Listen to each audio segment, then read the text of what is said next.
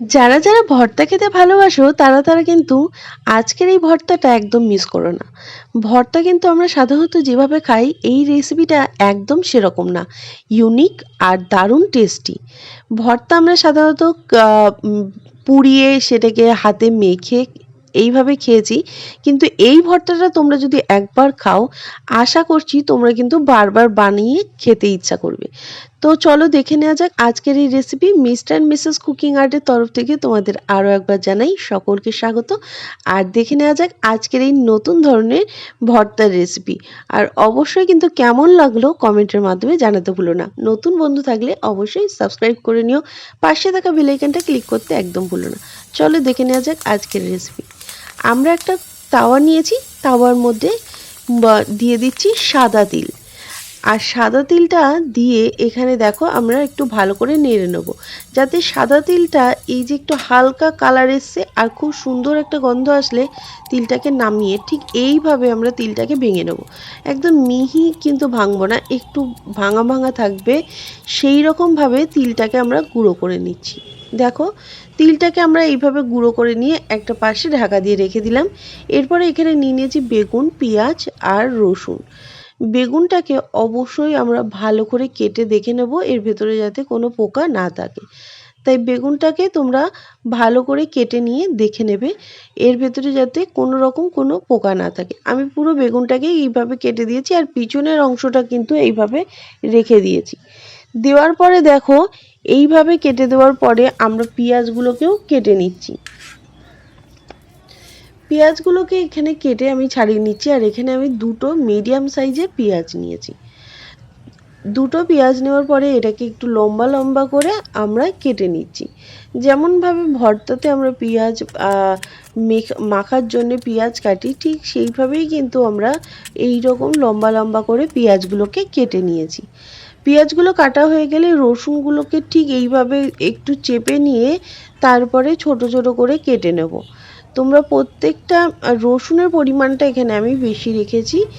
আর এই রসুনগুলো কাটা হয়ে গেলে বেগুনের মধ্যে 4 থেকে 5 কোয়া রসুন আমি কিন্তু দিয়ে এটাকে একটু বন্ধ করে দেবো। তাতে দেখবে বেগুনটা যখন হবে তখন কিন্তু খুব সুন্দর একটা রসুনের ফ্লেভার আসবে আর খেতেও কিন্তু এর টেস্টটা ভালো হয় এইভাবে যদি বানাও। এরপরে এটাকে আমাদের রেডি করে নিয়েছি। রেডি করে নেওয়ার পরে আমরা চলে যাব আসল যে ভর্তাটা বানাতে। ভর্তাটা বানানোর জন্য তাওয়ার মধ্যে নিয়ে নিয়েছি তেল, আর তেলটাকে দিয়ে এখানে আমরা বেগুনটাকে দিয়ে দিয়েছি। বেগুনটাকে দেওয়ার পরে এখানে দিয়ে দিচ্ছি একটা টমেটো। টমেটোটাকে মাঝখান থেকে দেখো 4টে এইভাবে ভাগ করে নিয়েছি। দিয়ে দিয়েছি একটা পেঁয়াজ। এখানে আমি একটা পেঁয়াজ আমি কেটে নিয়েছি আর একটা পেঁয়াজ এখানে দিয়েছি মাঝখান থেকে একটু চিড়ে নিয়ে। ঠিক এইভাবে দেওয়ার পরে এটাকে আমরা বেশ কিছুক্ষণ হতে দেবো। দেখো বেগুনের গাটার কালার চেঞ্জ হতে আরম্ভ করেছে। আমরা ঠিক এইভাবে উল্টে পাল্টে বেগুনটাকে কিন্তু ভালো করে আমরা রান্নাটা করে নেব। আর এইভাবে বেগুনটাকে আমরা কিন্তু ডাইরেক্ট গ্যাসে দিয়ে না পুড়িয়ে কড়ার মধ্যে কিন্তু এইভাবে যদি পোড়াও তাহলেও কিন্তু খেতে অসম্ভব ভালো লাগে। দেখো ঠিক একইভাবে উল্টে পাল্টে দিচ্ছি বারবার করে একইভাবে উল্টে পাল্টে দিয়ে এটাকে আমাদের দুপিঠটা ভালো করে কিন্তু এটাকে সেদ্ধ হতে দিতে হবে। আর মনে করে রাখবে আগুনে পোড়ালে কিন্তু খুব ঝটপট যেমন হয়ে যায়, তেমন এই যে তাওয়ার মধ্যে এইভাবে একবার তোমরা যদি করে দেখো তাহলে দেখবে রান্নার টেস্টটাও ভালো আসবে। এরপরে দুটো ডিম আমরা সেদ্ধ করে নিয়েছিলাম আর বেগুনটা হয়ে যাওয়ার পরে বেগুনটা নামিয়ে নিয়েছি। বেগুনটা যেহেতু প্রচণ্ড গরম তাই খোলাটা ছাড়াতে এখানে একটু অসুবিধা হচ্ছে, যেহেতু আমার হাতে গরমটা লাগছে। এরপরে বেগুনটাকে ছাড়িয়ে একটা পাশে রেখে দিয়েছি। কড়ার মধ্যে দিয়ে দিচ্ছি সর্ষের তেল। ভর্তা রান্না করার সময় সর্ষের তেল কিন্তু অবশ্যই দিতে হবে। সর্ষের তেলটাকে দেওয়ার পরে এটাকে আমি ভালো করে একটু মাখিয়ে নিচ্ছি। আর এরপরে সর্ষের তেলটা গরম হয়ে গেলে দিয়ে দেবো শুকনো লঙ্কা। এখানে আমি শুকনো লঙ্কা একটাই ভেঙে দিয়েছি। দিয়ে দিচ্ছি রসুন। সমস্ত যে রসুনগুলোকে কেটে নিয়েছিলাম সমস্ত রসুনগুলোকে এর মধ্যে দিয়ে দেবো। আর যে রসুনটা ভর্তার মধ্যে আমরা দিয়েছিলাম সেটাকেও কিন্তু ছোট ছোট করে কেটে এর মধ্যে ব্যবহার করে নেব। তাহলে কি হবে, একটা যে স্মোকি ফ্লেভার সেটা কিন্তু এই রসুনের মধ্যে থেকে যায়। এরপরে এটাকে আবারও খুব ভালো করে নাড়িয়ে নিচ্ছি, যাতে রসুন থেকে খুব সুন্দর একটা ভালো গন্ধ বার হয়। খুব সুন্দরভাবে এটাকে রসুনগুলোকে নাড়িয়ে নেওয়ার পরে দিয়ে দিচ্ছি পেঁয়াজ। পেঁয়াজগুলোকেও আমি এটাকে খুব ভালো করে রান্নাটা করে নিচ্ছি। আর পেঁয়াজগুলো ভাজার সময় একদম ব্রাউন কালার করে যদি ভেজে নাও তাহলে দেখবে টেস্টটা ভালো আসবে। যাতে পুড়ে না যায় সেইভাবে ব্রাউন করে এখানে ভেজে নেবে। দেখো আমি এটাকে এইভাবে ভালো করে নাড়িয়ে চাড়িয়ে নিয়ে পেঁয়াজটাকে ভালো করে ভেজে নিচ্ছি। পেঁয়াজের কালার অলরেডি চেঞ্জ হতে আরম্ভ করেছে। আর যে পেঁয়াজটা আমি কড়াইয়ের মধ্যে দিয়েছিলাম সেটাকেও কিন্তু ছোট করে কেটে দিয়ে দিয়েছি। দিয়ে দিলাম এর মধ্যে কাঁচা লঙ্কা। ঝালটা তোমরা বুঝে খাবে, যে যেরকম ঝাল খেতে পছন্দ করো ঠিক সেই রকম পরিমাণেই ঝালটা দেবে। দিয়ে দিচ্ছি এর মধ্যে টমেটো। টমেটোগুলোও কিন্তু আমি খোলাটা ছাড়িয়ে নিয়েছি। টমেটোগুলো দেখবে যখন এইভাবে রান্না হয়ে যাবে তখন দেখবে এমনি খোলাটা উঠে আসছে। খোলাটা ছাড়িয়ে নিয়ে তারপরে আমরা এর মধ্যে ব্যবহার করেছি। দিয়ে দিচ্ছি এর মধ্যে স্বাদ মতো নুন। স্বাদ মতো নুনটাকে দিয়ে এটাকে এর মধ্যে আর দিয়ে দেবো সামান্য পরিমাণে হলুদ। নুন আর হলুদটাকে দিয়ে এটাকে ভালো করে একটু মিশিয়ে দেবো। খুব সুন্দরভাবে এটাকে মিশে যাচ্ছে আর টমেটোটা কিন্তু একদম গলে যাবে।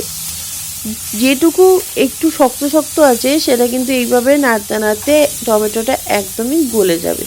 দেখো খুব ভালো করে কিন্তু এর কালার চলে এসছে। আর এরপরে দিয়ে দেবো বেগুনটা।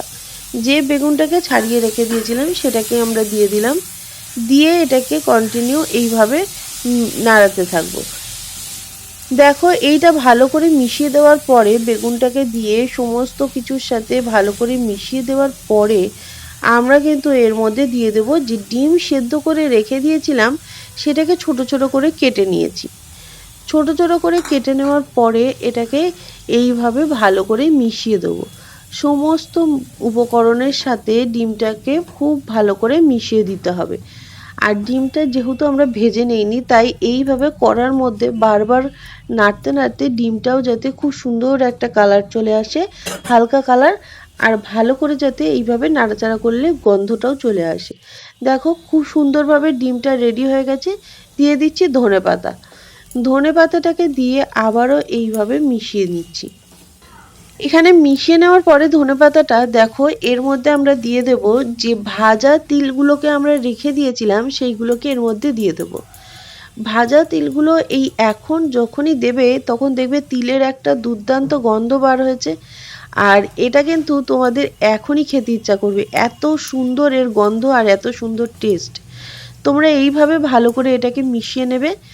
আর মিশিয়ে নেওয়ার পরে দেখো সমস্ত তিলগুলোর সাথে মিশে গেলে ওপর থেকে দিয়ে দেবো হাফ পাতিলেবুর রস। এখানে হাফ পাতিলেবুর রসটাকে আমরা ব্যবহার করেছি, এতে স্বাদটা আরও সুন্দর আসবে। এইভাবে মিশিয়ে দেওয়ার পরে এটাকে 1 থেকে 2 মিনিট আমরা নাড়িয়ে ভালো করে মিশিয়ে নিয়েছি। নিয়ে ঢাকা দিয়ে রেখে দেবো যাতে তিলের গন্ধটা খুব সুন্দরভাবে এর সাথে থেকে যায়। এটাকে ঢাকা দিয়ে আমরা রেখে দিয়েছি। এরপরে গরম গরম ভাতের সাথে এটাকে পরিবেশন করুন। আর অবশ্যই এই রেসিপিটার জন্য উপর থেকে একটু তেল ছড়িয়ে দিয়ে তারপরেই পরিবেশন করবেন। খেতে কিন্তু এর স্বাদ দ্বিগুণ বাড়িয়ে দেবে। আর এইভাবে তোমরা একবার বেগুন দিয়ে ডিম দিয়ে ভর্তা আশা করছি বানিয়ে দেখো। এই রেসিপি থাকলে আর কিন্তু কোনো কিচ্ছু লাগবে না, ভাতের সাথে কিন্তু এইটা দিয়েই খাওয়া হয়ে যাবে। এরপরে আমি উপর থেকে একটু সর্ষের তেল আর যে ভাজা তিলটা ছিল সেটাকেই ওপর থেকে ছড়িয়ে দিলাম। নিয়ে নিচ্ছি একটা কাঁচা লঙ্কা। আর তোমরা এইভাবে কিন্তু অবশ্যই ট্রাই করো। যারা এইভাবে ভর্তা ট্রাই করোনি কখনো তারা অবশ্যই কমেন্টের মাধ্যমে জানিও যে কেমন লাগলো আজকের এই ভর্তার রেসিপি। আর বাড়িতে বানাতে একদম ভুলো না, কারণ এই ভর্তা কিন্তু তোমরা একবার না খেয়ে দেখলে বুঝতেই পারবে না এর স্বাদ কতটা সুন্দর। তাহলে আশা করছি তোমাদের আজকের রেসিপি খুবই ভালো লেগেছে। যদি ভালো লেগে থাকে তাহলে অবশ্যই একটা লাইক করে দিও। কমেন্টের মাধ্যমে জানাতে একদমই ভুলো না যে কেমন লাগলো আজকের এই রেসিপি। আর যারা নতুন বন্ধু আছো এখনও পর্যন্ত আমার চ্যানেলটাকে সাবস্ক্রাইব করনি, তাড়াতাড়ি করে সাবস্ক্রাইব করে নাও। পাশে থাকা বেল আইকনটা ক্লিক করতে একদম ভুলো না। চলো আজকের মতো রেসিপি পর্যন্তই, আবারও দেখা হচ্ছে নতুন কোনো রেসিপি নিয়ে।